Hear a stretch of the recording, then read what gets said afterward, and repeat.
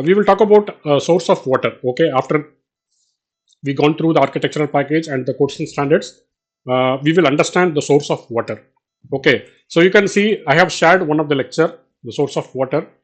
Okay, so you can see that water comes from various natural sources and its availability is essential for life and various human activities. Okay, the main source of water can be divided into two categories. One is the surface water and another one is the groundwater. Okay, additionally, atmospheric water and human engineered sources play a role in providing water in some regions, right? Okay, so what is the source of surface water? You can say surface water including any body of water that is found on the surface of the earth. Okay, so that is the surface water, right? So these sources are crucial for drinking, agriculture, industry, and recreation. Okay, so what are all sources of surface water? You can talk about like rivers and streams, right? The flowing bodies of water that are primarily source of fresh water for irrigation, drinking, and industrial processes. Okay, then you can talk about the other source, other surface water, which is called lakes and ponds. Okay, and you can talk about there is a definition given here. I think hope you have read everything, right? Then there are oceans and seas. Okay, reservoir. So these are all, it's a part of the surface water. Okay, which is on the earth, surface of the earth. So that is called surface water. Okay, and when you talk about groundwater, okay, the groundwater is located beneath the earth surface, which is below the earth. Okay, you can say like which is you can say that which is the below your surface, like earth surface. Okay, which is, you can say, earth surface in soil pores, spaces, and rock formation. It's essential source of many region, especially where surface water is scarce. Okay, like you can talk about aquifers. So you can say like underground layers of water bearing rock or sediment that store significant amount of fresh water. Wells are often drilled into aquifers to extract water, right? So you can talk about like wells.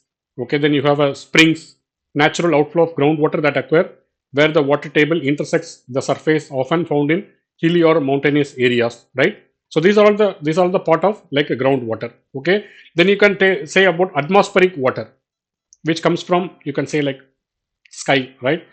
Water in the atmosphere comes from water cycle, primarily in the form of vapor. Okay, because the surface water evaporates, so it will become vapor and it goes to the, it may form as a cloud, right? Okay, so the precipitation from the atmosphere is a key source of water. Precipitation is nothing but rainfall, basically, right? So the rain, the most common of precipitation, rain is primary source of fresh water for agriculture, ecosystem, and human consumption. Okay, so the rain is one of the atmospheric water, snow and ice, okay, and fog and dew. So these are all as a part of atmospheric water, right? And you can talk about desalinated water in region where fresh water is scarce. Sea water desalination can provide a reliable source of water. Okay, desalinated, like they will remove the salt. Okay, say for example you have a water from sea. Okay, so they will treat the water, like basically they will remove the salt and other impurities from sea water to make it suitable for drinking and irrigation. Like they will treat the water. Okay, because in UAE or some other region, right, like Middle East, because the water availability is very lesser, so they take the water from the sea and they will treat properly, they treat the water and they will bring it into the potable water properties, right? So they do lot of treatments. Okay, so you can say countries like Saudi Arabia, UAE, and like other Middle East countries, they have a desalination plants extensively, right? Okay, then you can talk about like reclaimed water. Reclaimed water or recycled water is treated wastewater that can be reused for purpose such as irrigation, industrial cooling, and even drinking water after advanced purification. Okay, they say for example there are some waste waters. Okay, so they like the wastewater from, you can say, like from wash basin or from shower. Okay, or from the kitchen sink. So they will collect all the wastewater and they will treat properly, and that wastewater they can be reused for some purpose, like industrial cooling, like for cooling tower, or for the chilled water application, or for the irrigation. Say for example they will be using that particular water, right? So you can say the wastewater treatment plant, this facility clean and purify wastewater from homes and industries, making it safe for reuse in non-potable application. Non-potable application is nothing but you can use it for urinal, you can use it for wash basin. Okay, you can use it for irrigation purpose. Okay, which is non-human application basically, right? So that is the that is the reclaimed water basically, right? Okay, then you can talk about there are some other water like glaciers and ice caps, polar ice and glaciers, right?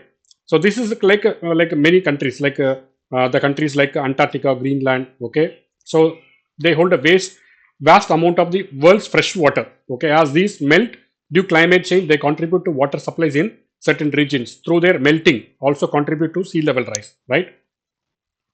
Okay, so this is normally in not in our Asian countries. So this is in some other countries, right?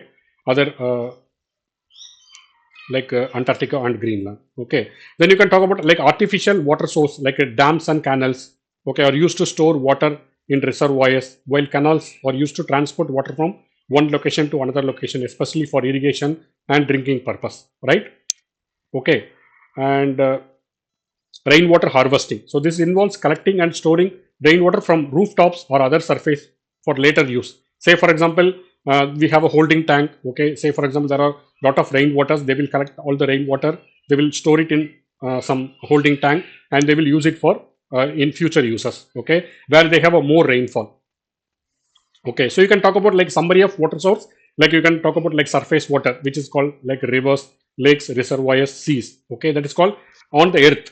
Okay, the water from the earth, right? Then the groundwater, which is called aquifers, wells, springs. Okay, and you can talk about atmospheric water like rain, snow, fog, desalinated water, water obtained from the desalination of sea water, reclaimed water, treated wastewater reused for various purposes, right? Then glaciers and ice caps, large reserves of fresh water, mainly in frozen areas, right? Okay, so this is the lecture which I Yes, shared yes, to you people. You can go through, you can just understand, right? How we understand the architectural guideline, how we understand the codes and standards. Similarly, you can understand the source of water as well. Okay, so that it will be useful when you do the plumbing application, because when you do the calculation, you should understand where the water comes from. Because sometimes whenever you use that in different application, when you design the water system, okay, you should know that the water comes from where. Okay, so based on that, you can apply your the water treatment system. Say for example, sometime we take water from borewell. Okay, so the borewell water cannot be used for the human application directly, right? Sometimes they treat the water. Okay, some countries maybe you can use it, you can take directly from the borewell and you can use it. Okay, depends upon country to country, location to location, the depends upon the water quality, your treatment application will be differ. So that we should understand before we go into the calculation. Is that clear, everyone? yes. Okay.